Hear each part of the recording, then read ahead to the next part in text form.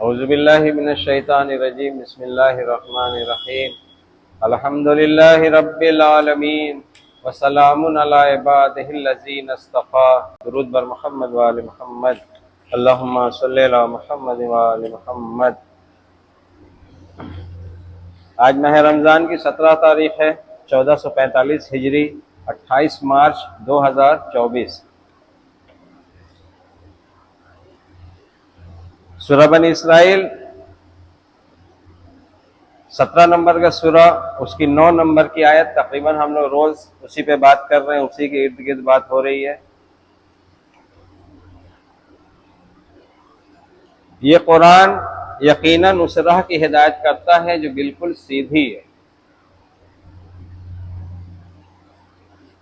और बशारत है उन ईमान वालों के लिए जो अमल सालेह अंजाम देते हैं और उनके लिए बड़ा अज्र है। तो ये कुरान, इन्ना हाज़ल कुरान, यानी कि जो अभी मौजूद हम लोगों के पास कुरान है, यही कुरान।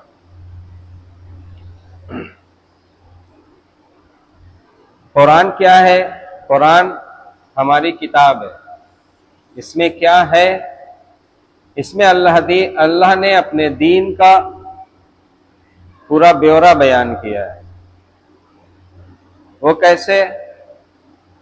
जनाब आदम के खिलकत से लेके रसूल अकरम सल्लल्लाहु अलैहि वसल्लम की बेसत तक का पूरा वाक़या कुरान में मौजूद है। इसीलिए कुरान को अहसनुल हदीस भी कहते हैं।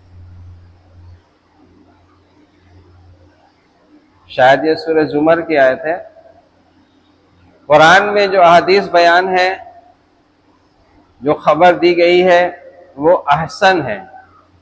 जनाब नूह अलैहिस्सलाम की कितनी उम्र थी, उसमें से कुछ वाक़या कुरान में अल्लाह ने नक़ल किया है, यानी कि जो अहसन है उसी को अल्लाह ने लिया है। जनाब मूसा, जनाब इब्राहिम का जो अहसन वाक़या है, अहसन हदीस है, वही इसमें लिया है। तो ये हिदायत करती है उस राह की जो बिल्कुल सीधी है। और रसूलुल्लाह सल्लल्लाहु अलैहि वसल्लम जब दुनिया से जा रहे थे तो वसीयत किया था कि मैं तुम लोगों के दरमियान दो गिराकत चीज़ें छोड़े जा रहा हूं, जब तक इन दोनों से मुतमस्सिक रहोगे तो गुमराह नहीं होगे। यानी कि तमस्सुक छूटा और गुमराही तय। ये कुरान हिदायत देता है उस राह की जो बिल्कुल सीधी है। सीधी यानी कि सिरात मुस्तकीम, जो गुमराही से बचाती है। एक कुरान दिया था रसूलुल्लाह ने, और एक अपनी इतरत दी थी, जिसे हम अहले बैत कहते हैं, अहले सुन्नत उसको सुन्नत कहते हैं, अहले हदीस उसको हदीस कहते हैं। बहरहाल हम अहले बैत कहते हैं। तो कुरान और अहले बैत को रसूलुल्लाह ने छोड़ा हम लोगों को गुमराही से बचने के लिए। गुमराही से बचेंगे तो क्या होगा और क्या करेंगे कि गुमराह हो जाएंगे, या क्या नहीं करेंगे गुमराह हो जाएंगे। तो इसी कुरान में बहुत सारी बातें हैं। अगर ये कुरान हिदायत करता है तो क्या वाकई इससे हिदायत ली जा सकती है? अगर हिदायत ली जा सकती है तो वह हिदायत किस तरह से हिदायत करता है कुरान? जैसे कुरान में बिस्मिल्लाह के बाद एक सूरा आती है बहुत छोटी सी, जिसे हम सूरह हम्द कहते हैं। कुरान की शुरुआत सूरह हम्द से है। सूरह हम्द में एक हिदायत हम अल्लाह से तलब करते हैं, इहदिनस सिरातल मुस्तकीम, कि हमें सिरात मुस्तकीम की हिदायत फरमा। तो ये सिरात मुस्तकीम की हिदायत जो हम अल्लाह से तलब कर रहे हैं, हमें रसूलुल्लाह सिखा रहे हैं। अल्लाह के हुक्म से सूरह हम्द को कुरान का पहला सूरा करार दिया।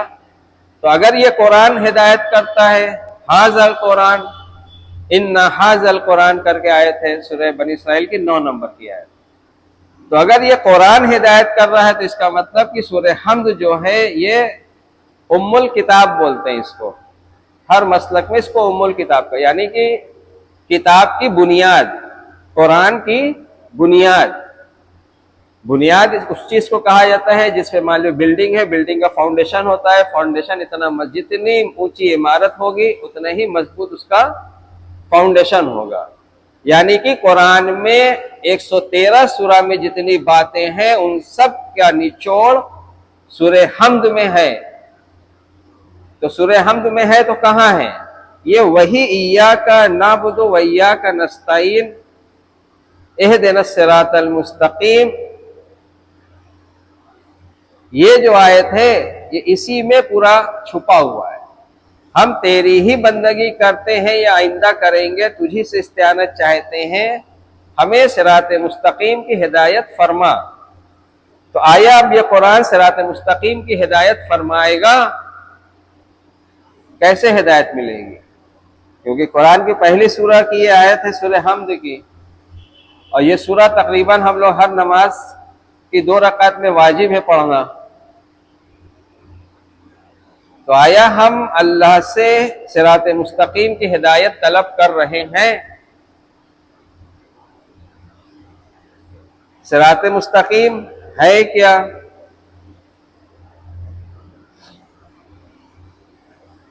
बहुत छोटा सा सवाल अगर बनाया जाए, किसी से पूछा जाए सिरात मुस्तकीम है क्या, अगर इस चश्मे के बारे में पूछा जाए किसी से कि ये क्या है, तो वो कहेगा चश्मा है। तो जैसे ही उसने कहा कि चश्मा है, इसका मतलब कि वो इसके बारे में जानता है कि इसका इस्तेमाल क्या है। उसी तरह किसी से पूछा जाए ये क्या है, तो कह देगा पेन है। तो उसका ये कहना कि ये पेन है, तो ये अंडरस्टूड है कि वो जानता है कि इस पेन का इस्तेमाल क्या होता है। अगर किसी को मोबाइल दिखाया जाए कि ये मोबाइल, ये क्या है, कहेगा मोबाइल है। तो इसका मतलब कि वो जानता है कि इसका इस्तेमाल क्या है, मोबाइल का इस्तेमाल क्या होता है। उसी तरह जब हम किसी से पूछते हैं कि सिरात मुस्तकीम क्या है, क्या वो बता पा रहा है कि सिरात मुस्तकीम क्या है? कुरान बता रहा है।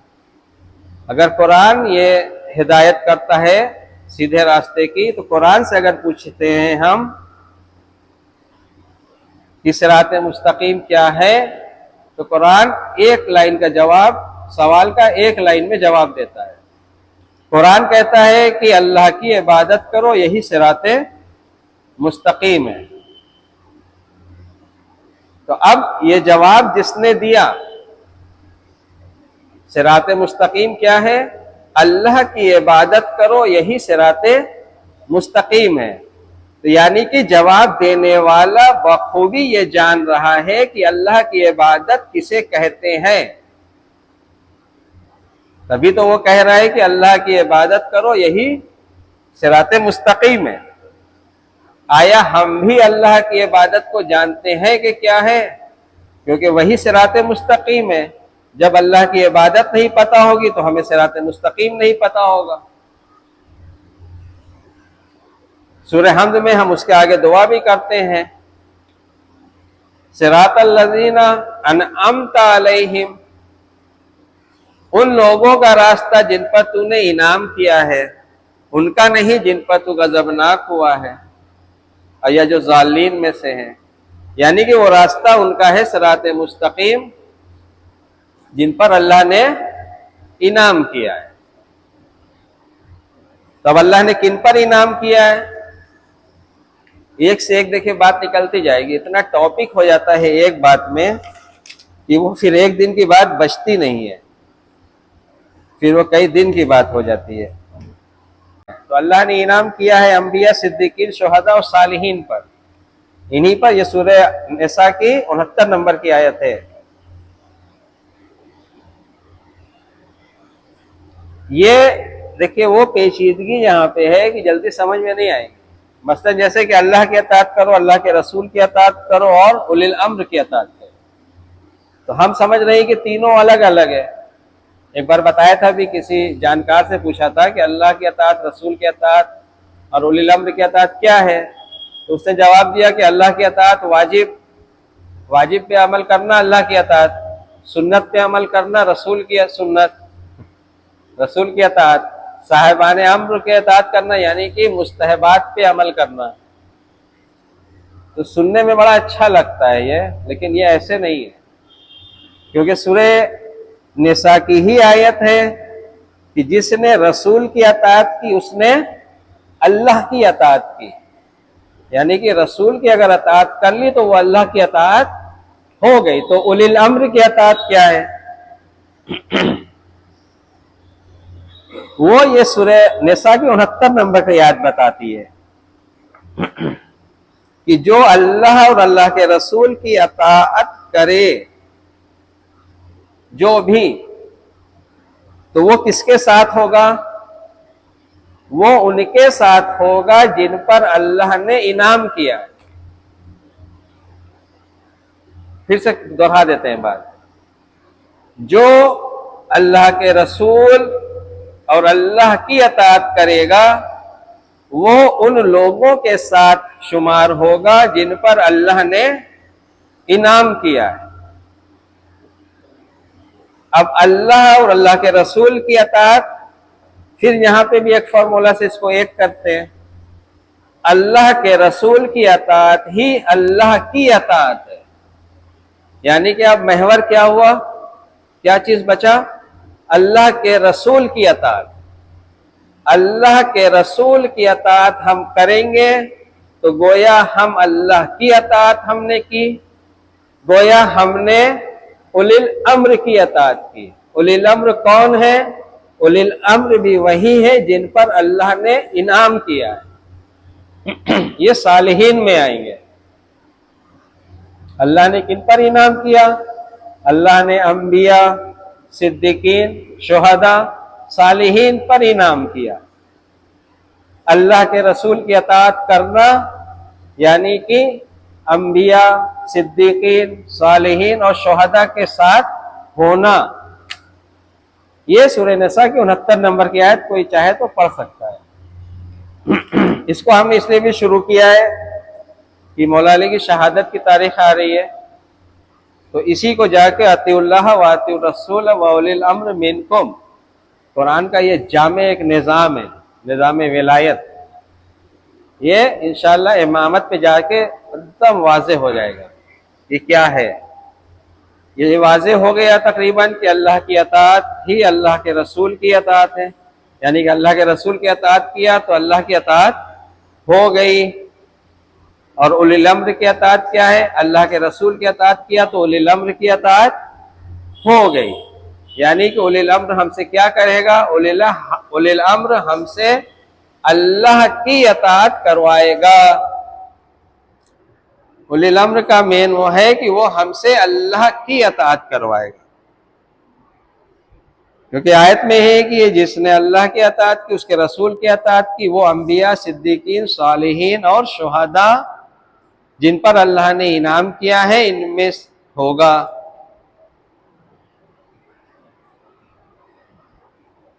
उम्मीद है कि थोड़ा थोड़ा क्लियर हो गया होगा।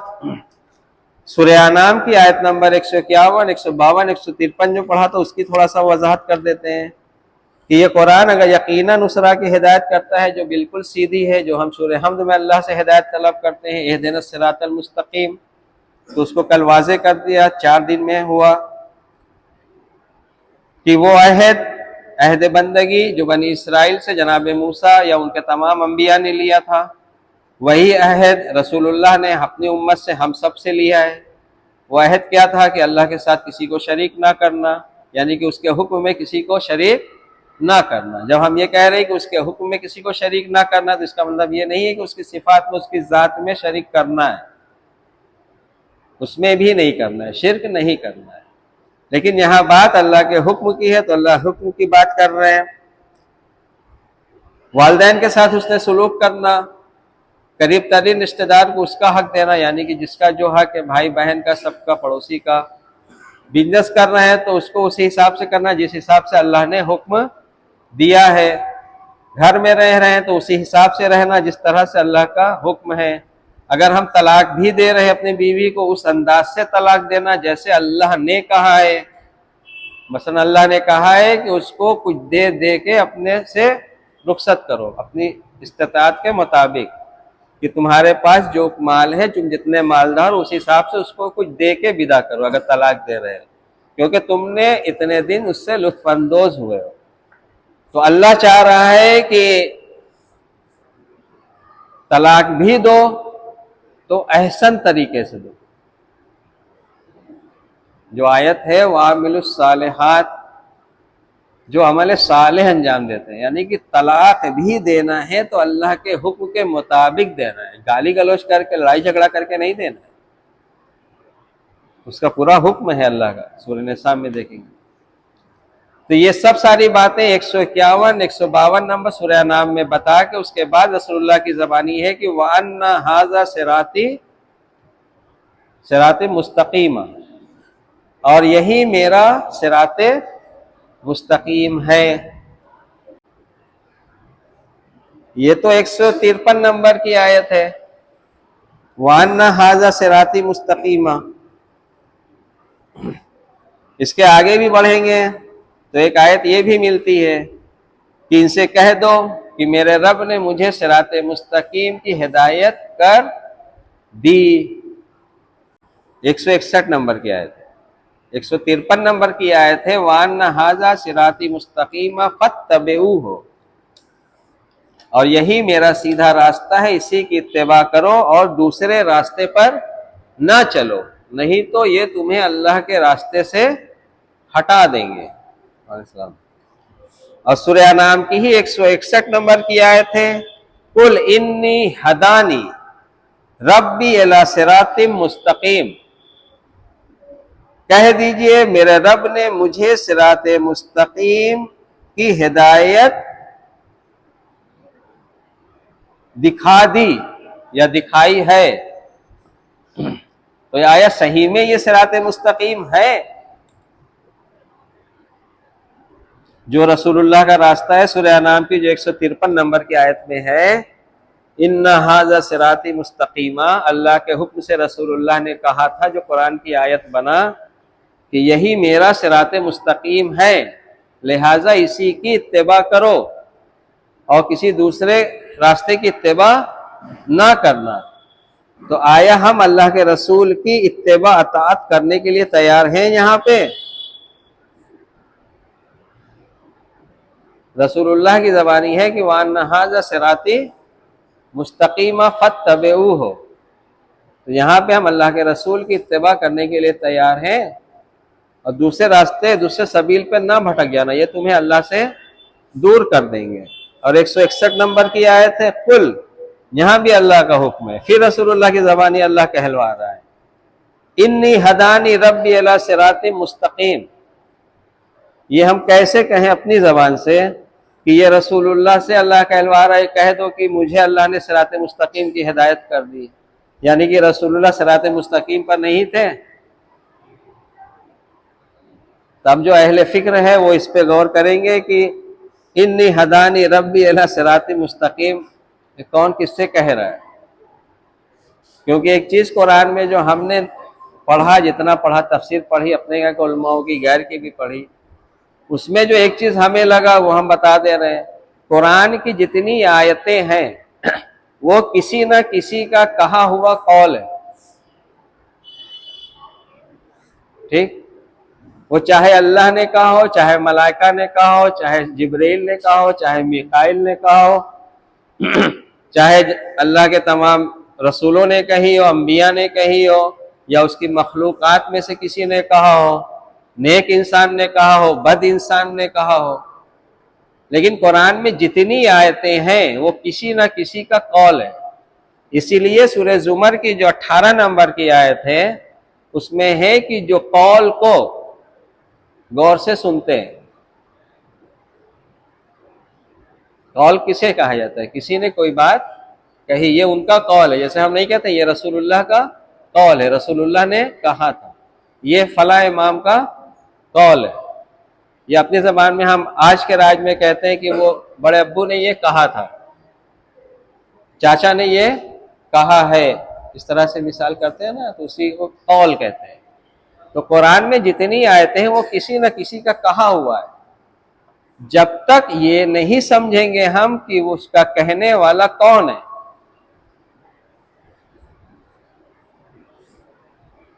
तब तक उस जुमले की जो अहमियत है, उसकी जो बात है, वो समझ में नहीं आएगी।